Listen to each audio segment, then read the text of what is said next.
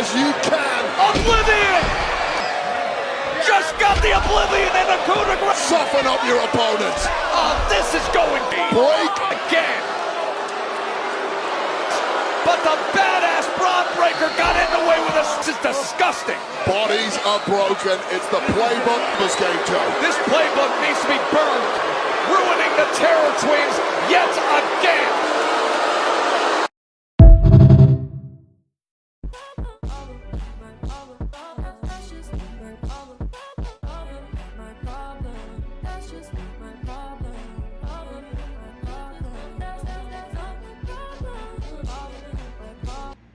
Hey, what's going on YouTube tonight? It's your boy TJ and welcome to my YouTube channel, Wrestling Nostalgia, where I get my reviews on WWE shows and PLE events. And today, we are going to be reviewing Raw, but before I get into my review, just go ahead and give a thumbs up and like.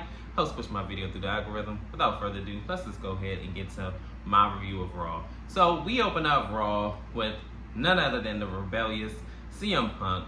He comes out and he basically says that on the given day, depending on how you feel about me, if you ask me how many matches that I have, it's either going to be either very underwhelming or, surprisingly overwhelming. But if you ask me how many matches I have in this whole body, he said that I have more than what you expected for me to have. So, make a long story short, he basically says that our feud has gotten so heated, him and Drew McIntyre, that this has to end in Hell in a Cell. And if my career ends in Hell in a Cell, then so be it. I had a great career. And if it ends in Hell in a Cell, then it ends in Hell in a Cell. He said, I'm ready to die. And I'm all like, wait a minute, what? Ready to what? Chill out here now. So he said, I'm ready to die. He said, look, I'm ready to crash out. I'm ready to do all that stuff. With that being said, I see you in hell, Drew McIntyre. So we're going to see at Bad Blood, which is suitable for this rivalry, Bad Blood. At Bad Blood, it's going to be Hell in a Cell, Drew McIntyre versus CM Punk, and a 3 for 3. Who's going to win? Who's going to come out on top? We're going to find out at Bad Blood in the upcoming weeks on Raw, leading up to Bad Blood, and we're going to see who's going to be, victorious of the third iteration of this feud. We're going to see. In our first matchup, it is Sheamus versus Pete Dunne. So this match starts off already hot and heavy. They swinging at each other, and no one is really getting like a clear-cut advantage. They're kind of going back and forth, trading blows, and probably a little bit of wrestling holds up until Sheamus winds up doing the Alabama Slam on the announcer's desk on Pete Dunne. And then after we come back from commercial break, it looked like Sheamus was trying to do a top rope move on Pete Dunne, but Pete Dunne wound up doing a powerbomb and almost getting a near fall. I remember at another point in the match where Sheamus was on the top rope and he did a super power slam off the second rope. I was like, oh man, that was really, really good. But towards the end of the match, it looked like Sheamus was going to go ahead and wrap this match up. He hit the 10 beats of the Baron, like 1, 2, 3, like across his chest, in between the ropes. And then Pete Dunne wound up getting a shillelagh, and the referee had took it away from Sheamus after Pete Dunne, originally brought it into the match. Long story short, he winds up getting hit by a cricket or whatever bat, and the referee didn't see this because he took the shillelagh away and threw it away while the referee wasn't looking. So Pete Dunne took advantage of it, hit him with the bat. Then he wound up hitting a running drop kick, and then 1, 2, 3. Pete Dunne finally gets a win over his former mentor, Sheamus, and a former world champion, mind you. I don't know where they're going with this, but I'm not going to lie. This is probably like their best matchup to date out of all the matches that they did have. But I'm going to be honest, I'm not really here for another match. But hey, at least he got a win. In this next matchup, it is Natalya versus Zoe Stark. In this match, they start off with chain wrestling and like bouncing off the ropes, trying, playing the whole catch as catch can thing or whatever. And then this is when Natalya winds up slapping her in her stomach and then wind up trying to do the roll-up pin. Even in the beginning of the match, she tried to roll-up pin her or whatever. Zoe looked like, Urgh. I was like, what she got going on here? So then from there, after she tried to do the roll-up pin or whatever, Zoe Stark wound up a little bit back and forth later doing a pistol drop kick onto Natalya, and then we go to commercial break. After commercial break, these two are still going back and forth. And then towards the end of the match, they wind up doing roll-up pins.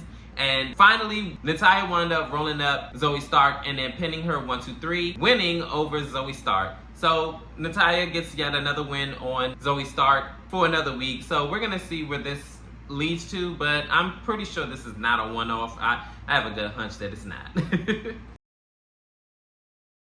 In this next segment, it is Rhea Ripley, and she has an interview. And before she can answer any questions, this is when she's interrupted by Finn Balor. Finn Balor basically tells her that it's her fault why the Judgment Day isn't a family now. All she cared about was herself. She didn't care about anything about the Judgment Day, and we were supposed to be a family and everything like that. It is you and Damian Priest's fault and this, that, and the third. So this is when she said, look here, you can go ahead and stop lying to my face. This was my family. I loved us. And I sat up there and helped try to keep us together because you and Damian Priest keep y'all away from fighting every bloody week and everything like that. So if you want to make us the bad guys in your fictional story, then go ahead and so be it. So this is when he says that, you know what, I got something to tell you too though. I'm the one that told Dominic Mysterio to go ahead and forget about you and go ahead and make moves on Liv Morgan. Yeah, that was me. So now what? And I was all like, oh, well, damn. So this is when Jey Uso comes out before anything can really get too heated. And he said, oh, do we have a problem? So Finn says, nah, ain't no problem. Just two friends trying to catch up. So this is when he said, well, I don't think you need to be worried about Rhea right now because you have an Intercontinental Championship match and you need to be focused on that, and that's someone that's out of your league. So he winds up leaving out of the fray. So this is when Jey Uso says that, hey, you know what I'm saying, you good? She said, yeah, but I think Finn is right. And he said, what, that I'm out of your league? And then she said, no, that you need to focus in on your Intercontinental Championship match. And he said, yeah, you know what I'm saying? I got this, you know, I'm actually going out there right now. And that's where this segment ends. I know one thing. I'm not going to lie. I'm not really that keen on them two having a romantic angle. I'm like, ain't y'all both married to separate partners? But hey, it is what it is. But I gotta be honest, I'm not really mad at this either. But we're gonna see where these two lovebirds, you know, where this angle goes. In this next segment, it is Jey Uso. He makes his way to the ring and he says that Jey Uso is finally in your city. So he wound up saying that he's excited for his first championship win for singles gold. This is when Braun Breaker comes out and he basically says that you've been here for 14 years. In the first 6 months that I was in WWE, I made more of a singles career than you ever have. And he also says that I didn't need the family name, I didn't need my father, didn't need my uncle. All I need is this championship. This is my family. This is my family. So this is when Jey Uso takes off his glass and he said, yeah, I see that dog in you, Oos. But you know what? I ain't gonna take you lightly. When we in that ring, title reign will probably be short, just as short as your NFL career. I was like, I forgot that he was even in football. So then they both dropped the mics or whatever. They start taking stuff off. So this is when Braun Breaker winds up punching him, and then he winds up getting him up to try to do a spear. He winds up getting speared in the process, and this is where this segment ends. I don't know what's going to happen, but it looked like everybody is rooting for Jey Uso, and they want him to have his first singles gold. But hey, I don't know what's going to happen. We're going to have to wait and see next week because that's when their championship match is going to be. So, yeah. In this next segment, it is Bianca Belair. And Jade Cargill is trying to give Bianca a pep talk, but this is where Io Sky just comes out of nowhere and says, oh, you challenged Kairi Sane to a match and she has an eye injury. You coward. And she like, coward? Wait a minute. For one, I didn't challenge anybody. Bianca says that I was booked to go ahead and be in a match, and being as though I'm the EST, I don't back out for no challenge. But if that's your girl and you have a problem with us two fighting, how about you step in for your girl then? So this is when it looked like Io Sky is nodding like, yeah, let's go ahead and do it. So I guess it's going to be Io Sky versus Bianca Belair later tonight.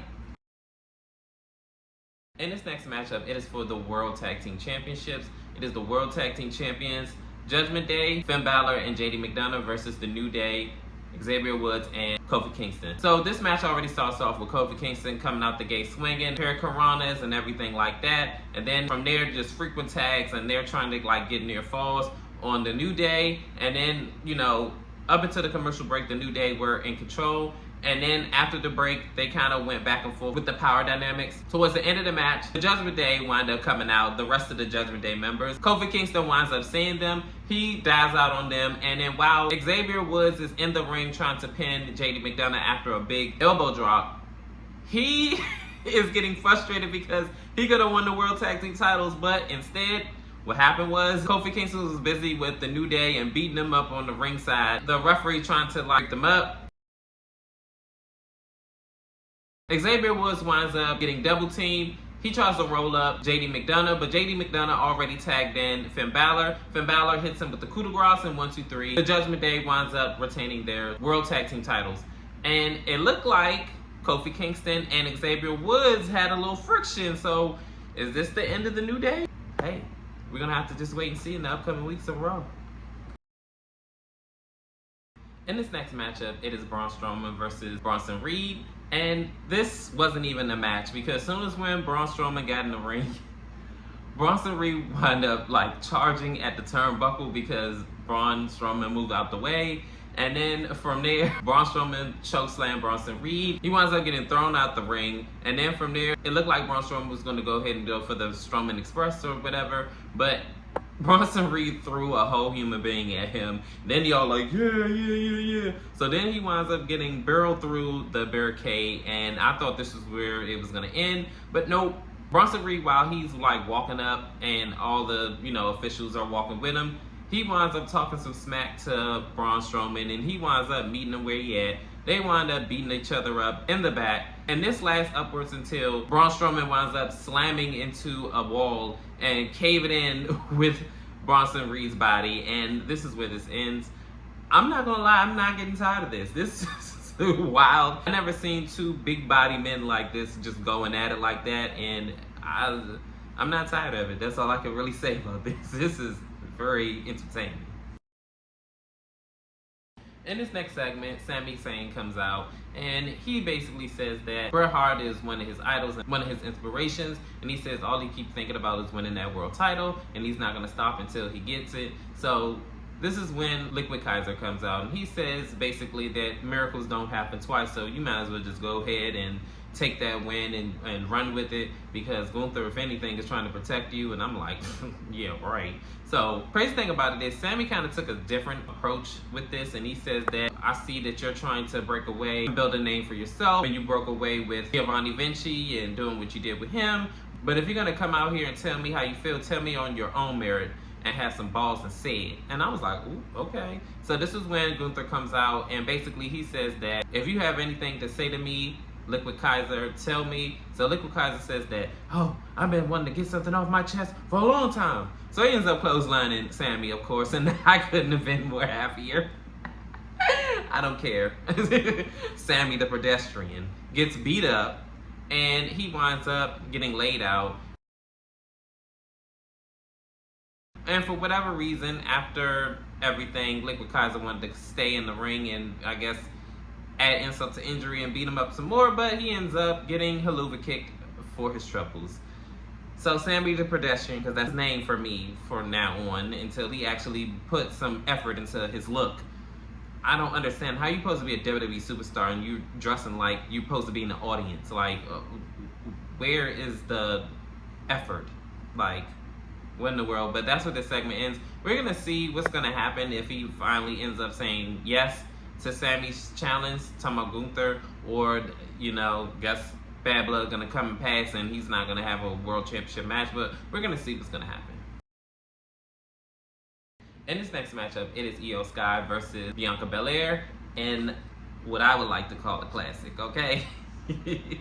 So this match already starts off with like them trading off chain wrestling and doing the whole flips and catch as catch can and stuff, and no one really gets the clear advantage in the beginning. Even upwards towards the commercial break, they still were like at a standoff where they both looking at each other like, okay, yeah, we that girl. So after the commercial break, Bianca Belair is fighting out of submission hold. She winds up getting out of it. Then she winds up getting Io Sky in the corner and wind up beating her up in the corner. 1, 2, 3, 4, 5, 6, 7, 8, 9, 10, 11. She'd get 11 hits in. Then Io Sky winds up getting out of it, and then she wound up running into the corner. Then Bianca Belair does her flip. I'm gonna just go ahead and skip on to like towards the end of the match. Bianca Belair winds up getting hit with a suicide dive on the outside of the ring while Io Sky is running out of it towards her, and that looked very nasty. That probably felt like she got hit with a car the way it just charged at her.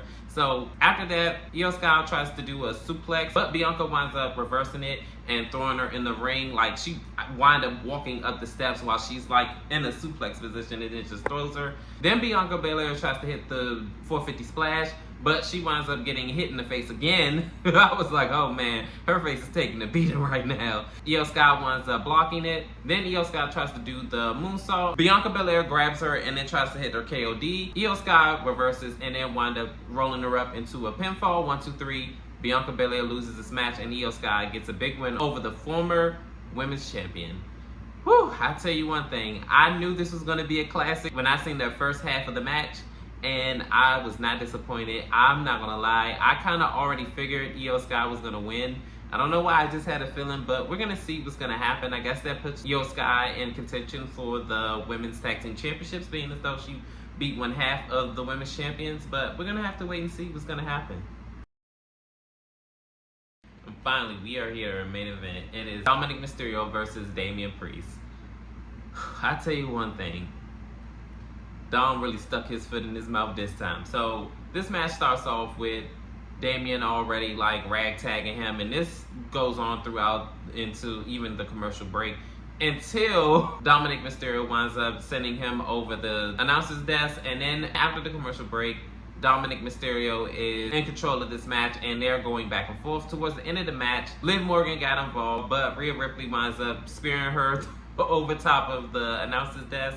And then from there, like, just chaos happens on outside of the ring. A little bit back and forth later, Damian Priest winds up doing the South of Heaven chokeslam on Dominic Mysterio. 1, 2, 3. He beats Dominic Mysterio, Damian Priest does. But he winds up getting beat up from behind and attacked by the Judgment Day. Jey Uso winds up coming out to try to save Rhea Ripley and Damian Priest, but he winds up getting speared by Braun Breaker. And I'm like, okay, about time we don't do the wash, rinse, repeat of the same thing. But the beatdown continues, and the coup de grace keeps getting hit on probably like 3-4 times by Finn Balor on Damian Priest. And finally, the Judgment Day are left standing in the ring over top of the Terror Twins. And this is how we end this segment. I'm gonna be honest, I'm glad that the Judgment Day finally aren't looking like they're freaking losers and finally get their one up. But we're gonna see where this all leads to. Comment down below, how did you feel about Raw? Did you like it? Did you love it? Did you hate it? Worst show on earth?